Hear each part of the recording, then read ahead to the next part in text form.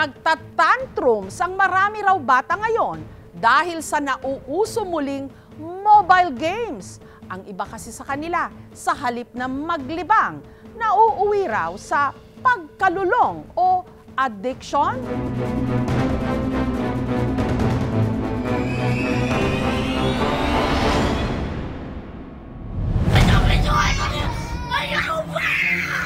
Ang batang ito, walang patid ang pag-iyak. Napasalampak pa sa sahig. Ang punot dulo ng kanyang tantrums o pag-aalboroto, ang online game na usong-uso pa rin ngayon sa mga bata, ang Roblox. Pero ang inakalang simpleng libangan,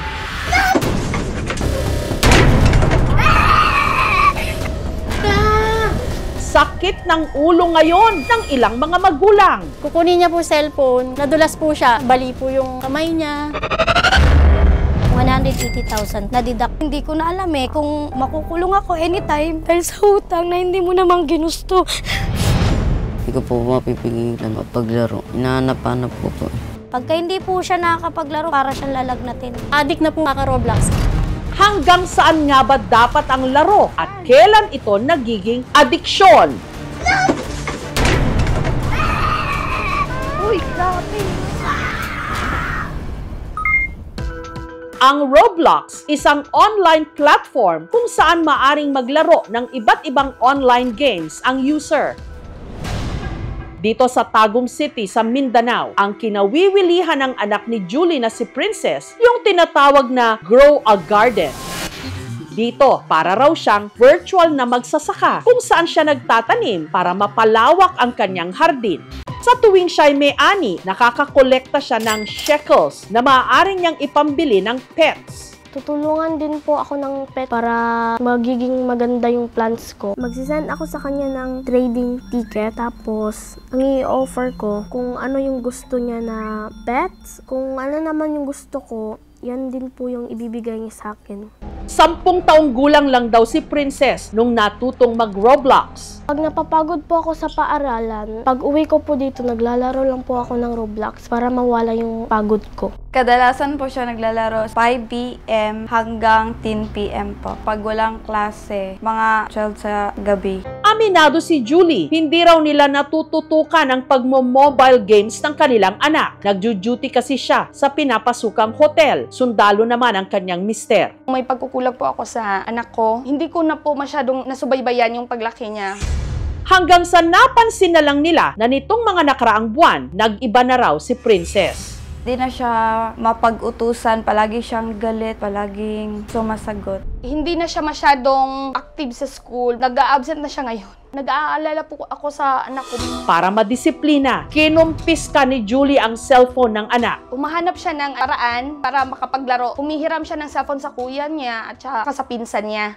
Ayoko pong tumigil kasi gusto ko pa pong maglaro. Kapag hindi ako naglalaro ng Roblox, medyo boring po kasi. Hanggang kamakailan lang, si Princess nagwala na nga.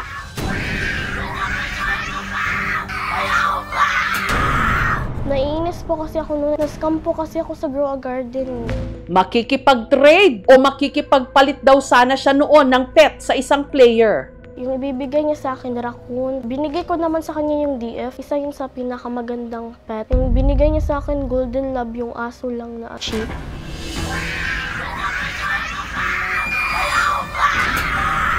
Pagkatapos ko po magdamog, doon na po ako nakalma. We don't know those people who play. Yung mga ibang tao doon, they tend to really scam or hack people for fun. Sa Roblox, ang kulang talaga doon is yung community guidelines. Wala masyadong child safety. Nangangamba po talaga ako. Pag pinabayaan ko tong anak ko, mas lalala siya. Tutukan ko po sila. Ang anak naman ni Rose na si Carla, hindi pa rin maawat sa pagkalikot ng kanyang cellphone kahit bali na ang kanyang kamay na nadisgrasya sa paglalaro rin ng mobile game. Nagmamadali po siya makababa. Kukunin niya po cellphone, nadulas po siya. Black eye yung mukha niya, bali po yung kamay niya. Pero yung cellphone po talaga, ma'am, hindi niya binitawan. Binakalan po yung kamay niya. Inabot din po ng 60,000 po. Ang cellphone ni Carla, birthday gift ni Rose sa kanyang anak. Cellphone na po hanggang mga 10 or 11 ng gabi. Addict na po kaka-Roblox. Punta po ako sa garden ko po. Tatanim ko po yung seed. Maghanap po ako ng mga seed. Tatanim ko po siya dito. Pag naglalaro po ako masaya. Parang totoo na po yung nangyayari.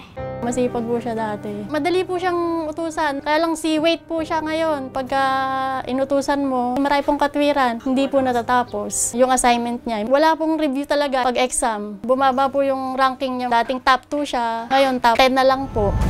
Naging mainitin na rin daw ang ulo ng kanyang anak. Uy, grabe! Nagwawala po yan pag ginawa ng cellphone. Lumalaban siya sa atin. Nagiging mas panganay po yung dating niya sa aming dalawa po kasi siya ang minsan nasusunod. Kinuhaan po siya ng cellphone dahil naglalaro siya. Nagwala po. Inano po niya to. Sinuntok po niya. Kaya ito, sira po yan. Sa lakas po, ginanon po niya. Uy, grabe! Ano yung dahilan? Naglalag po. Tsaka minsan po walang signal. Kaya po ako nagagalit. Depensa naman ni Carla, sa paglalaro ng mobile games daw niya inuubos ang oras niya dahil sa labas, binubuli raw siya.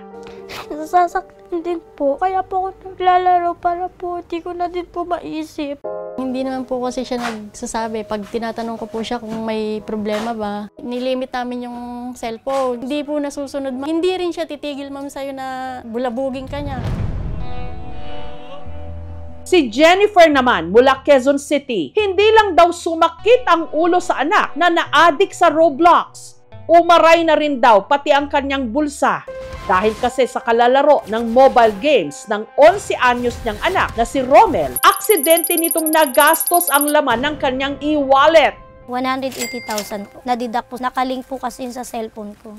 Pagka naka-idlip na po ako nun, kukunin niya na yan. Maghapon na siya mag-Roblox. Ang paboritong laro ni Romel, ang fighting game na The Strongest Battlegrounds. Sa larong ito, kailangang talunin ni Romel ang kanyang mga kalaban para makausad sa susunod na level. Para madali niya itong magawa, pwede siyang bumili ng Robux na maaari niyang gamitin para makabili ng accessories para sa kanyang character. Ito po ang binibili kong accessories. Ito yung aura. Para mas lumakas siya po. Lumagdag yung damage. 99 Robux po. 119. Habang tulog ako, sige siya pindot ng pindot, doon na po, nadididak. Hanggang sa ang nagastos ni Romel, umabot na ng 180,000 pesos. Kala ko po hindi totoong pera. Yung pera po doon, utang po yun. Hindi pa rin po namin nababayaran. Ngayon po tumubo na 420,000. Hindi ko na alam kung makukulong ako anytime. Dahil sa utang na hindi mo namang ginusto. Mabigat. Sobra. Hindi ko inaasam na aabot ako sa ganitong point na halos mababawan ako sa utang. Pero kahit ganito na raw ang nangyari, hindi pa rin daw matigil sa pagro-Roblox ang kanyang anak. Kahit anong tago mo po ng cellphone, talagang kaya niyang hanapin. Hindi ko na talaga makontrol Hinahanap-hanap ko po. Hindi ko po mapipigilan mapaglaro. Para matulungan ang mga pamilya sa kanilang problema, sinamahan sila ng aming team sa isang child psychologist. Si Carla, hindi pa ganon kalala pero kinakailangan na ng intervention. Si Romel, posibleng meron na raw mobile game addiction. Ang addiction kasi, ito na yung may mga bagay na gini-give up na niya. Gumagastos para lamang may panglaro. Kinakailangan ma-realize ng bata na mali yung ginawa niya by taking out yung pinakagusto niya. Ano yun? Yung gadget. Kinakailangan bantayan, tutukan ang ating mga anak. Kailangan ko rin na hatiin yung oras na bigyan pansin yung mga anak ko. Hindi puro na hanap buhay. Samantala, nagbahagi rin ng pahayag ang management ng Roblox sa kanilang YouTube channel. We all want to keep Roblox safe. And we will continue to evolve our policies and our products to respond to new threat vectors and new forms of abuse. Yung paglalaro ng gadget ay hindi naman masama. Kinakailangan lang hindi napakahabang oras. May mga doktor na nagsasabi dapat 30 minutes lang. It might be like a stress reliever for some, pero lahat ng sobra masama. Nakakaalarma na ang mga bata ngayon nagkakaganito dahil hindi na nila makontrol ang paglalaro ng mobile games. Uy, grabe!